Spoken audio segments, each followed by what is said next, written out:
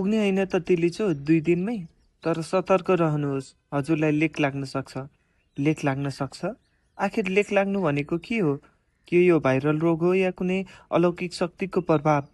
लेक लाग्नु अर्थात् altitude illness, जुन समुद्र सतहदेखि 2500 मिटरभन्दा माथि उक्लदा देखिन सक्ने एउटा बिमारी हो, जुन छोटो समयमा धेरै उचाइ चढ्दा देखिने गर्छ।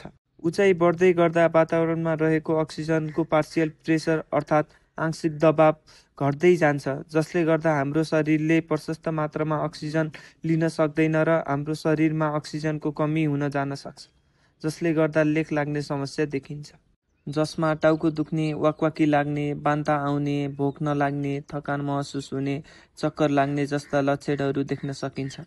यस लक्षण लगायत कसैलाई निरन्तर खोकी लाग्ने, खोकीमा रगत देखिने, सास फेर्न गाह्रो हुने, बोली लरबरिने, हिँड्न नसक्ने र कसैलाई त होस जाने समस्या पनि हुन सक्छ। नेपालीहरूमा रहेको केही गलत बुझाइहरू। म त नेपाली हुँ, मलाई लेक लाग्दैन, लसुन र अदुवाले लेक हटाउँछ, शरीर त मेरो बलियो छ, मलाई त लेक लाग्दैन जस्ता गलत बुझाइहरू छन्।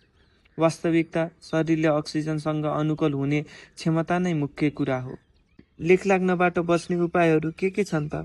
2500 मिटरभन्दा माथि उक्लदा दिनमा 500 मिटरभन्दा बढी नउक्लने, 3-4 दिनमा एक दिन पुरै आराम गर्ने, पानी प्रशस्त मात्रामा पिउने, पोसिलो खानेकुराहरू प्रशस्त मात्रामा खाने, पुरानो ट्रेकको हिरो भए पनि सतर्कता नछोड्ने, प्रोफाइलेक्टिक अर्थात् रोग निवारक औषधि जस्तै एसिटाजोलामाइडको प्रयोग गर्ने। लेक लागिसकेपछि के गर्न सकिन्छ? सबैभन्दा राम्रो उपाय त तल झर्ने।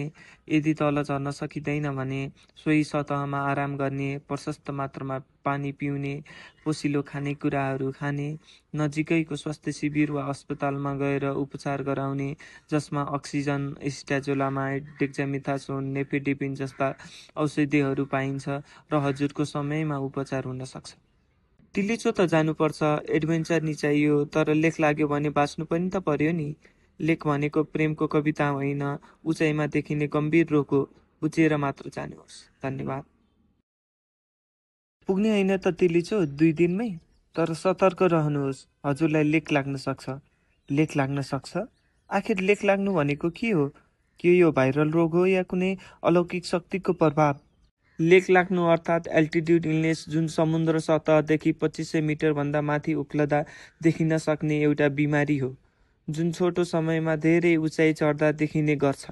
उचाइ बढ्दै गर्दा वातावरणमा रहेको अक्सिजनको पार्सियल प्रेसर अर्थात् आंशिक दबाव घट्दै जान्छ, जसले गर्दा हाम्रो शरीरले प्रशस्त मात्रामा अक्सिजन लिन सक्दैन र हाम्रो शरीरमा